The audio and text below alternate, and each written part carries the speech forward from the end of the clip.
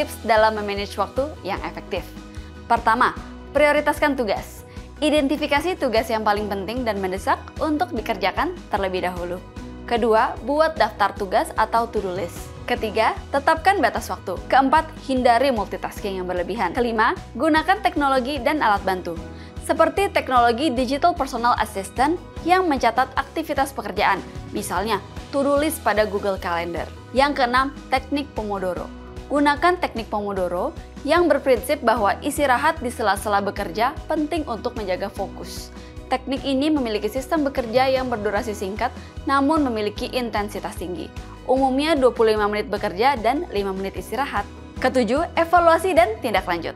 Lakukan evaluasi berkelanjutan secara berkala, misalnya mingguan dan bulanan, untuk mengukur progres dari aktivitas pekerjaan.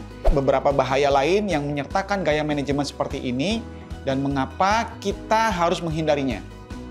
Yang pertama, gaya seperti ini berpotensi menyebabkan kehilangan kendali terhadap tugas yang sedang dijalankan, karena tidak semua bisa kita kontrol sebagai atasan. Dan yang kedua, ini juga dapat menyebabkan hilangnya kepercayaan antara atasan dan anggota tim.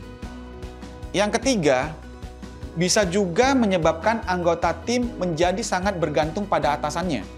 Yang keempat, pekerjaan kita akan bisa menumpuk dan bisa berpotensi menyebabkan burnout.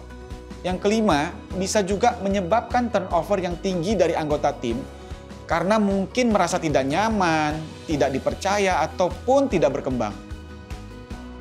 Yang keenam, kurangnya otonomi dari anggota tim yang bisa menyebabkan rasa tidak nyaman pastinya. Yang ketujuh, bisa juga menyebabkan kurangnya inovasi dari anggota tim karena selalu sangat bergantung pada atasannya. Peran pimpinan senior dalam manajemen ketergantungan proyek sangatlah penting. Mereka perlu memantau dan mengelola ketergantungan ini secara aktif dalam portofolio mereka. Jika tidak, biaya tersembunyi dan dampak negatif bisa menjadi ancaman serius. Nah, salah satu dampak paling umum dari ketergantungan teknis antara proyek-proyek adalah penundaan jadwal. Ketika suatu proyek bergantung pada pengiriman dari proyek lain, setiap keterlambatan bisa mengganggu keseluruhan jadwal proyek.